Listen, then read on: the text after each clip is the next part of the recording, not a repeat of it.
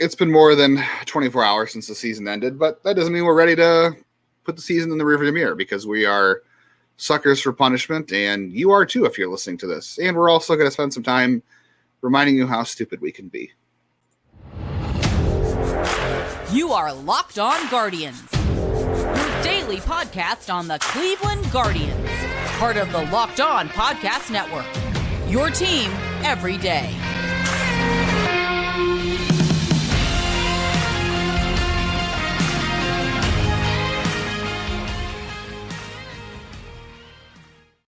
Hello, everyone, and welcome to the show. I want to take a second and thank you for all the kind words in yesterday's video. For the most part, it was a celebration of a rough season, a lot of kindness, a lot of thank yous. We appreciate that over here. Listen, it's not the season we wanted either. We would much rather, if only for our pocketbooks, and on top of being fans, much rather have this team in the postseason and have spent September with a fan base being a little more engaged than they were. Trust me, we are never rooting for this team to lose. It is not in our fan interest or in our pocketbook interest as people who talk about this team. But, you know, yes, we did root for them to lose a few games at the end just for the sake of the draft. And I will say today, just some behind the scenes, I laid out all 18 picks for the teams who missed the playoffs. I wrote up through pick 11. So I'll be posting that on my own personal blog soon. And I'll be posting a daily video pick over on my own personal YouTube as well. So check those out. That is my plugging beforehand if you want even more draft content. But we got lots of content today. We are going to get into you got some trivia for me. We got some best and worst. We're going to get into a personal pet peeve of mine when it comes to Nolan Jones and Will Benson. And you know, we're going to get into some playoff predictions after we prove just how terrible we are at predictions. Yeah, we'll go through I have my at some point we'll also have to dive into the fantasy baseball rankings and see how those turn out. Actually, as I did promise our listener the other day, our league the other day. So Dirty Randy, shout out to Dirty Randy. That is Jordan, who finished first place in the first annual Locked On Guardians League, all 20 teams. He finished with 201 points in the rotisserie style league. What was your team name again, Jeff? I was Team Showcase. I finished 14th. I kind of forgot to set lineups after a certain date. You finished right ahead of me. Wow. So I didn't, you know, I had Tyrone Taylor, who had a great second half, never played for me on the bench. Luke Raley never played for me on the bench. You had a pretty good roster, actually. You did. I kept Kyle Bradish on the bench from like June onward. But yeah, I mean, I'm pretty proud. I drafted Bradish. I drafted Bidey. I drafted Zach Eflin. Like, I actually, you know, okay, listen, there's a Jorge Lopez, the Patrick Sandovals, that maybe weren't as high. But I think I don't know if I would have won if I played every day, but my odds would have been better if I, you know, actually played Kyle Bradish a little bit here and there. Yeah, I would have finished a little bit higher too. So shout out to Jordan, Dirty Randy for finishing first. Thanks for all 18 people besides us that were interested in doing that.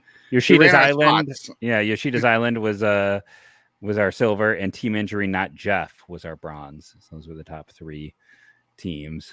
It's impressive. Hey, Roto's hard, I will say. That's Ryan, Yoshida's Island, and then Mike finished in third with Team Injury Not Jeff. But Cleveland Logan's in the draft. Yeah, Cleveland, Logan, and Tanner's dead last, followed by Paul Hoynes' Notebook. Ouch. And Tobias Myers' Breakout. I would have predicted Tobias Myers' Breakout and Paul Hoynes' Notebook to be bottom two, so them being the bottom three makes some sense. Yeah, Zach. I'm surprised Zach didn't have Junior Caminero on his team at some point. We'll talk about that a little bit. We'll talk about some prospects straight away. First, I saw this on, I'm still going to call it Twitter, on Sunday from a buddy of mine, BD Cleveland, Brendan. He just threw out Tito's first lineup as Indians manager in 2013 for his final day. And I'm like, wow, this is interesting to look at, just, you know, where we are 11 years later. And I figured off the air where Jeff and I were talking about how we're going to recap the season and, you know, things we're going to look at about what went right, what went wrong, and just kind of giving the final autopsy on this team. And Jeff's like, I'm not so good at, you know, reviewing, and, you know, once things pass, I tend to move on, which I understand that. I think it's a teacher thing, because my wife has the same thing. When things are in the past, she's kind of done. She moves on. You know, plus you got a lot more going on at home. I I don't have kids and all that. But I want to see how many of these guys you can name from Tito's first lineup, because I was looking through, I quizzed her, and I think she got 50-50 on it. So it's an interesting lineup. So let's start. You don't need to name the actual lineup in order, but let's see what any names you can give me that played that day. This is 2013, right? So yeah, we got the Toronto Blue Jays, April 2nd. They won 4-1. So this means we have Bourne in center field, right? Leading off, correct. Yeah, Michael Brantley in left field. He did play left field, yes. Yeah. Drew Stubbs in right field. Yeah. Drew Stubbs in right field. Because I remembered it was the all center field lineup. Like that's one of the things. And I really thought Drew Stubbs was going to be good. So much fun. I did too. I thought 2020 guy. Yeah. Yeah. I really thought, I'm like, oh, this is the answer. We've needed a center fielder. He's going to be a 2020 guy. Nick Swisher. First base. Yeah. You're 4 for 4. Now we get to the difficult parts of this, which, I know there's probably people screaming who have this all memorized, where it's like, again, I move on. It's like, that was so like a few years ago. I wouldn't even know. That's 11 years ago. Yeah. Yeah. It's like, is Carlos Santana the catcher? Yeah. Carlos Santana is the catcher. Yes. 5 for 5. I still got a DH, a second baseman, a shortstop, and a third baseman. Yes. I feel like I'm not. Asdrubal Cabrera. Yeah. Okay. Shortstop. You're 6 for 6. And this is where I'm going to start to fall apart. Oh, come on. There's 2 obvious names right here you should get. But I'll give you the DH should be hard a little bit. The second and third base should be pretty easy. I feel like this is pre Lindor and pre Jose. Mm-hmm. So I'm trying to think like who was Daniel Murphy the DH? David Murphy? David Murphy, yeah. No, I don't have but this is pre David Murphy. Thank God, one of my least favorite players in Cleveland history. I just remember telling Nick Swisher about David Murphy. Do you hear about David Murphy being traded? Nick Swisher just getting very sad in Double-A. Like, what?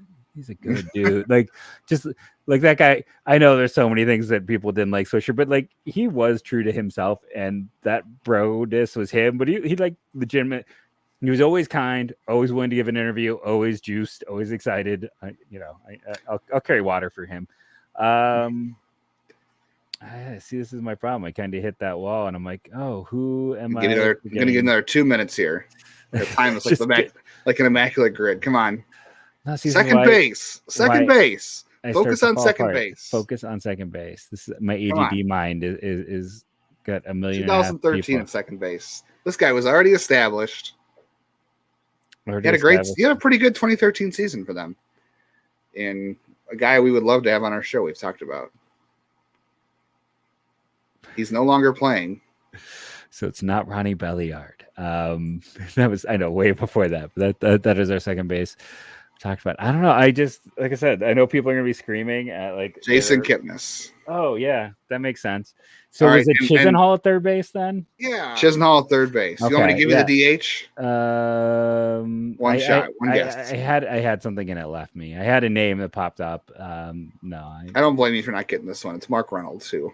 I was ready to sign Mark Reynolds to an extension after May. He told reporters, he goes, wait till I go into my cold spell. You guys will be ready to kick me out the door. And then by June, Mark Reynolds was out the door. So. He was Mike Zunino. It was Zunino before Zunino. Yeah. It was very similar. Yeah. But no, Mark Reynolds still, by the way, one of the 5 best hitters in UVA history in Major League Baseball. Still one of the 5 best. Free agent signings in the last decade because they haven't done very well.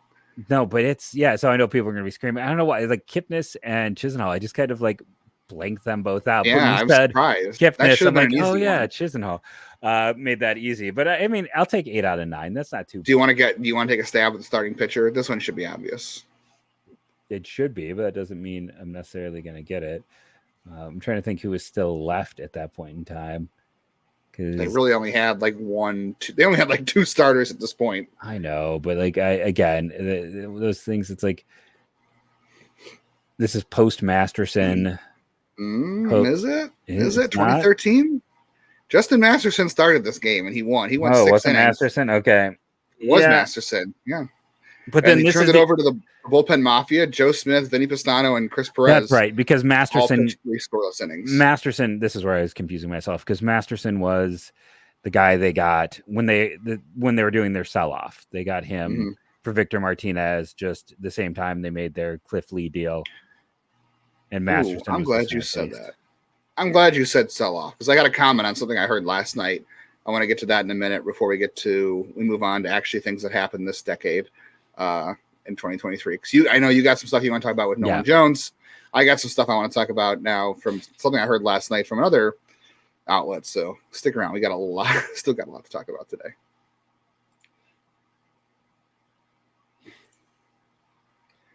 If you're watching on YouTube, look at Jeff's hat. Jeff is such a shill for Bird Dogs. That's because they're a good product. That's how you become a good product. My favorite shorts. Close to one. Yeah, they are my favorite shorts. I told you multiple times. I wore them. I'm on honeymoon. I wore them to bowling. I wear them like almost every weekend. Like I was missing a pair of my khaki shorts from them the other day. I can't say the actual name on the air, but they're khaki. And I tore my entire room upside down looking for them because I wanted to wear them because I love these shorts. They're versatile and they're comfortable. They're so fun. Yeah, when they're clean, they immediately are the ones I wear. Like that is the thing. They go to the top of the line. I wear them often on dress down days to work on a Friday. They're comfortable, but they're also sometimes I got to be on the move, and they're great for that as well. So I love the Bird Dogs. I love everything about them. Half the time I've got I know here it's the free water bottle, but the Yeti, I still use the Yeti cup. It's high quality. And I mean, I wear the cap they give us every day. I'm hoping they send us this water bottle. We love Bird Dogs. It is a fantastic product. And we've had people in our comments talk about how they love them after trying. So make sure to check out Bird Dogs. What's the official spiel we have to say? You won't want to take your Bird Dogs off. True. I always keep my Bird Dogs on. They are easy to take off and clean very fast, I will say too. Watch the playoffs listen to the playoffs on Sirius XM. I mean, you could watch that. That's you could watch your phone and my grandfather back in the day might have sat around and yeah. Okay, very quickly because you want to get to Nolan Jones stuff. Yeah. I heard a thing last night on a local TV station. I'm not going to say which one. Somebody said, "Oh, the Guardians are looking at a long rebuild now without Tito." I got to tell you, I know this year didn't go as planned, but okay, you're bringing back Stephen Kwan, you're bringing back Jose Ramirez, the three rookie pitchers, the 3 rookie pitchers. You're bringing back both Nailers. You're bringing back Andres Jimenez, who I think will be at least a league average hitter next year. Yeah, Bo Naylor, we hope takes a step forward. You're going to bring back most of your bullpen, who we're going to talk about this later in the offseason, but the bullpen can't be worse than they were this year. Even though they weren't that bad, I don't think they can be worse than they were before. You've got some questions to answer at shortstop. You got to figure out which shortstop is the shortstop of the future. You've got to get 2 outfielders better than Stephen Kwan. You got to hope they have better pitching depth, although the pitching depth survived this year, but you can't always guarantee that's going to happen next year. Long rebuild. Tristan McKenzie back. Yeah, no. This division is going to stink again next year. Okay, the White Sox the White Sox should be tearing down. The Tigers are coming, but I don't know if next year's quite their year. They're definitely going to be difficult. The Royals are on year 20 of a rebuild, and the Twins are still average. Sonny Gray's going to be a free agent. So I know the division isn't the goal. As is Kenta Maeda. They're losing half their expected. Joey Gallo. I mean, their lineup struck out a ton. They weren't that impressive. They went through a lot of ice cold stretches. And I know winning the division isn't the goal. There's more. You should be shooting for more than winning a mediocre division. But long rebuild? No. I'd like to know where that came from. Yeah. That is, something I talk about all the time is hey, there are those things that let you know when you don't have to pay attention to someone. That's one of those things that lets you know you don't have to pay attention. That it's, but you should pay attention to Nolan Jones did this year. What Jeff has to say about Nolan Jones. So let's get into it for a second. I'm not going to post the clip.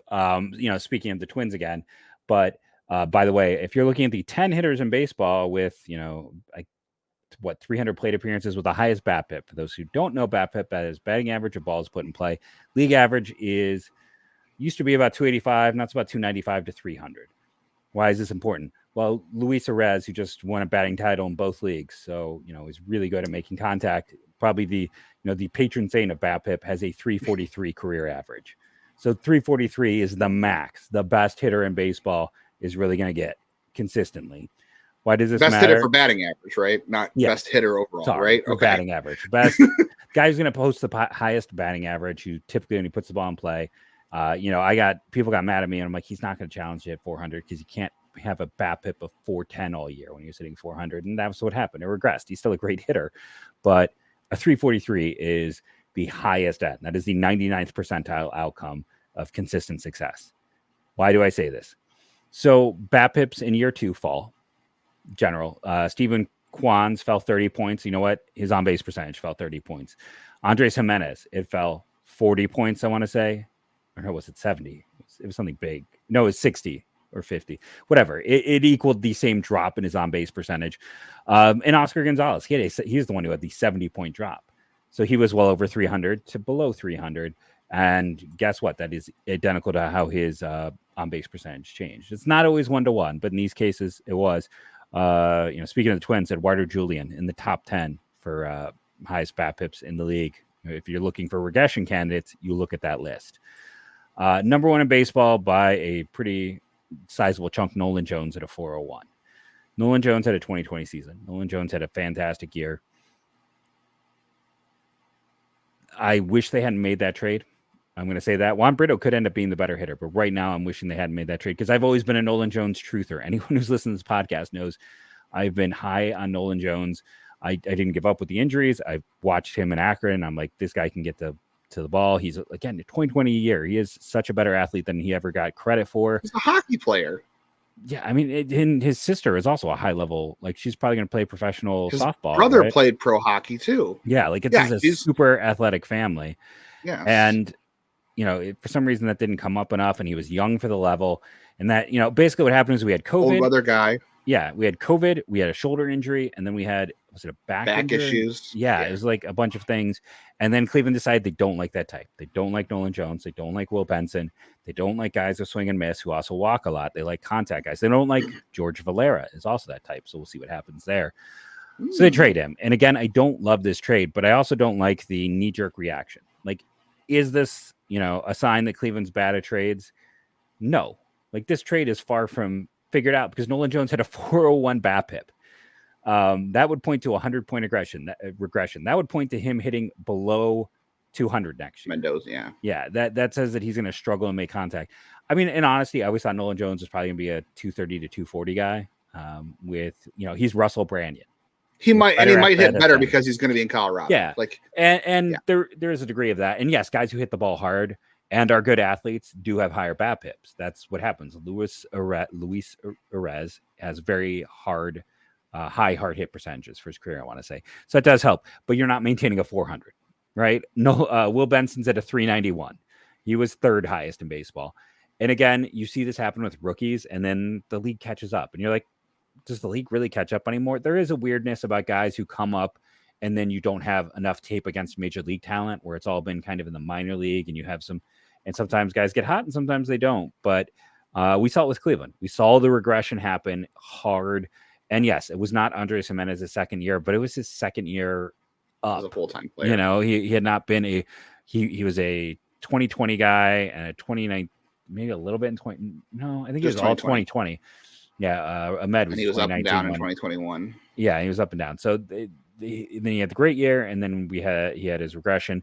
So listen, are those trades going to end up being ones this team regrets? Maybe. Are they going to end up being? I think they'll regret the Will Benson. Well, the Will Benson one, I just don't have. I really like Steven Hajar, but he walks too many guys. I don't think that trade's going to work out. Benson's going to be a nice role player for Cincinnati, it's like we are still at a point where those trades could be completely inconsequential and nobody really gains too much value from them. Mm-hmm. They could be a point where these become trades we rue for the next decade. But anyone who right now is saying, like, based on this season, it's not a good argument because yes, they were great this year, and could they have helped Cleveland this year potentially? We don't know how they would have played in this environment, but the data and before you're getting mad about, too much numbers, too much statistics, this is the same stuff we told you last year. And we're like, Oscar Gonzalez is not going to translate. This isn't going to happen again. This was one of those reasons we sat back and said, He doesn't walk. Now, both these guys walk. So that is why there's a chance for productivity and to be productive players in maybe more of a platoon role heading forward. Will Benson's already in that role. That's how, since he used him, was strictly in platoon. Maybe for Nolan Jones as well. But yeah, they had great years. Right now, Cleveland is losing both those trades. Juan Brito has a chance to make them still the winner. I wish they had traded someone else. Like I said, I've been since draft day. I had Nolan Jones higher rated than Will Benson in that draft. I had Nolan Jones as a top 15 talent in that draft. I loved that pick. And that is a guy that I've been driving the bandwagon for since he was a high schooler. So it was great to see, like, hey, everything I've talked about is getting proven right, but I'd rather seen it here. I just want to caution patience. Like, there is a point right now where, again, hey, they're in for a long rebuild. No, they're not. They've got their entire rotation in place for the next 5 to 6 years with McKenzie, the young kids, and then maybe Cantillo, if not someone else. Like, yeah, someone's going to get hurt, but there's good depth. They have pieces locked up. This is a joke organization with Tito retiring. No, this is very well respected. They'll probably lose James Harris this offseason to one of these openings.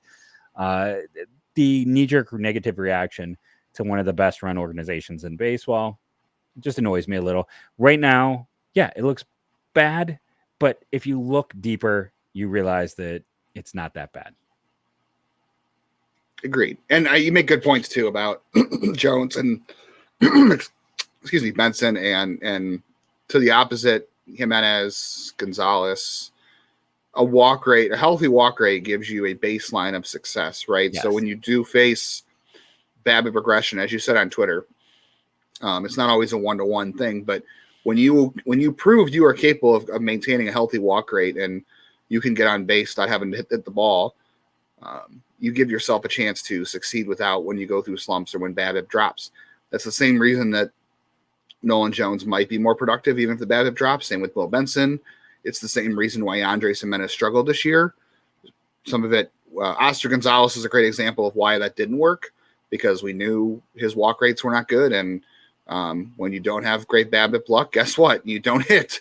That's why his profile is so extreme. And it's why we feel good about Bo Naylor going the next year, because he also can get on base without having hit the baseball too. And he is not a BABIP dependent player to produce offensively. So those are good rules of thumb to maintain. I'm rooting for Nolan Jones. Great kid, great family, a good athlete, like you said, very underrated.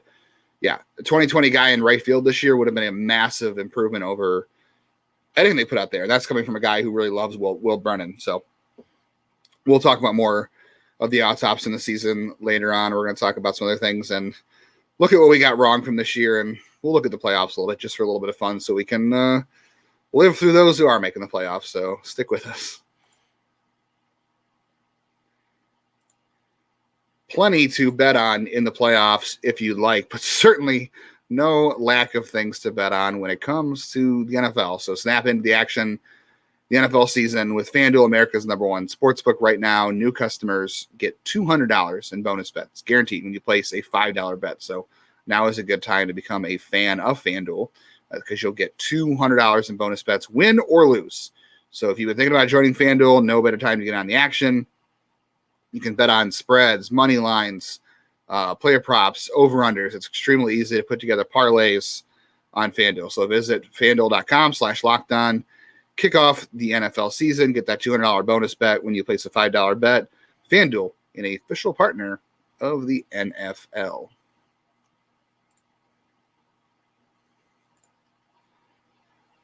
Hey, nobody got screwed this year with a noon start time. Very surprised by that in the playoffs. And I think those were so annoying last year. So weird. I was at the ballpark at like 11 o'clock for that game 2. Super fun.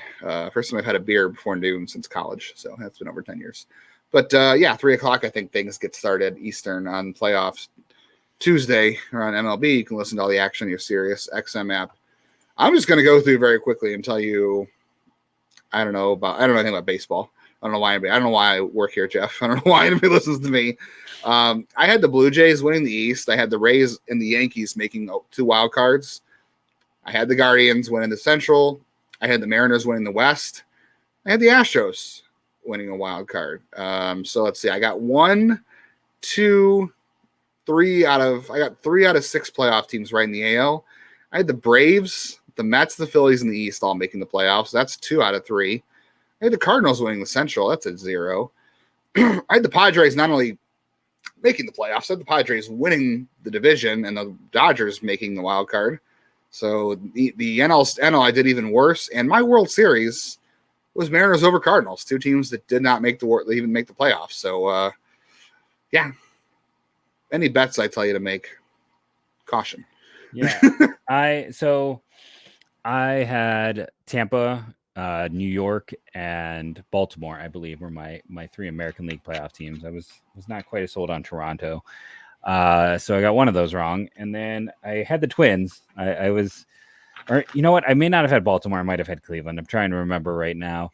But I did have the Twins winning the division. So I did get that. And then I had Houston and I want to say Seattle.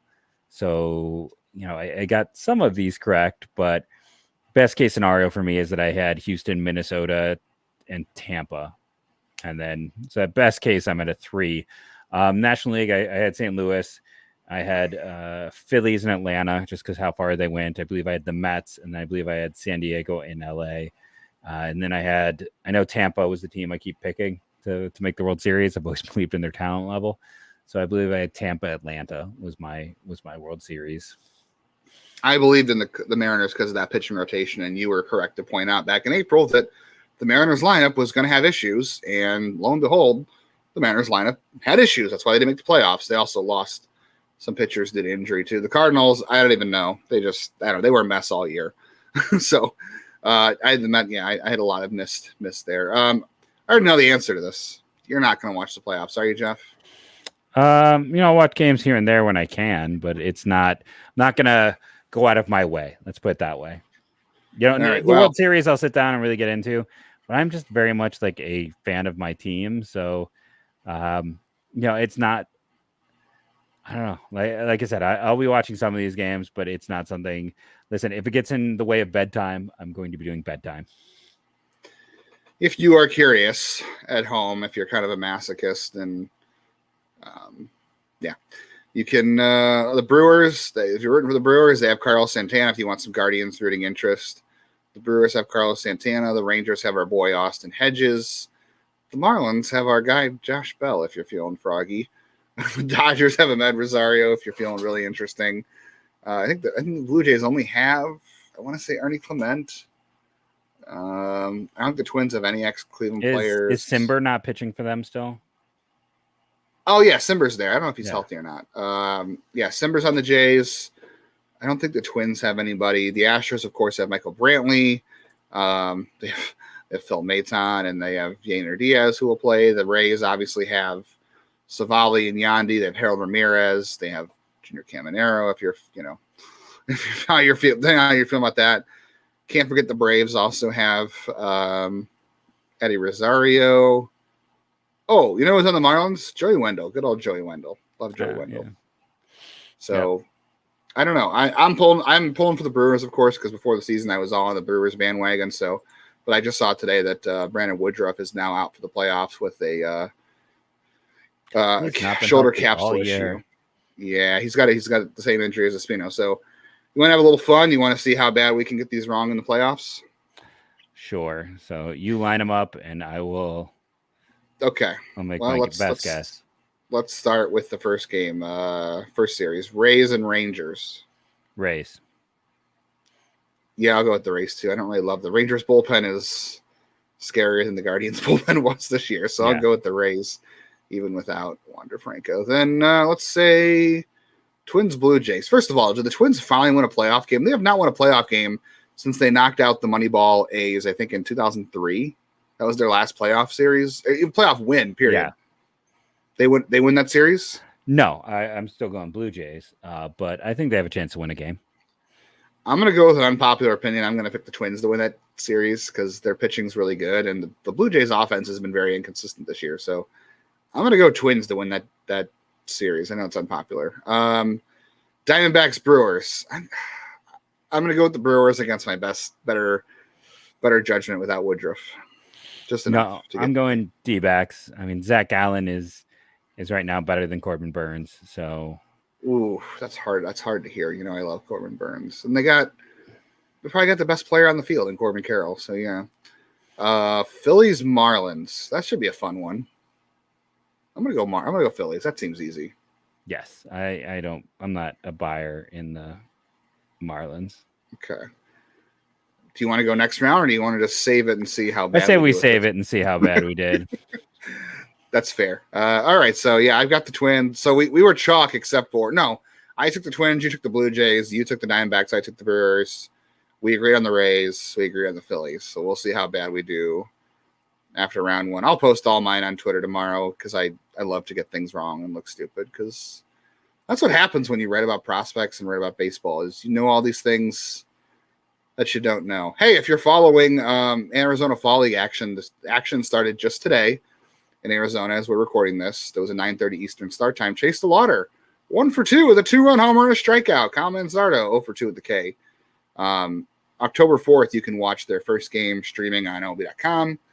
And they play at Salt River 3 times. Salt River, if you're not familiar, is the only field out there that has StatCast data. So we'll get to have some StatCast data on some of the guys. So we'll do some periodic updates of Arizona Fall League stuff throughout the month, I'm sure, because what else are we going to talk about? Getting playoff predictions wrong? Yeah, we could do that as well, but we got plenty to talk about throughout this year. We want to thank you for joining us in the off season, in our discussions, having some fun with us, commenting. Feel free to throw out topics too. If there's anything you want us to discuss about the season, future topics, feel free to throw them out there. We'll consider everything. Yep, and we appreciate all the kindness, and we'll continue to have fun with it as we go. Plenty to talk about. We'll have you covered. Go Guardians, go.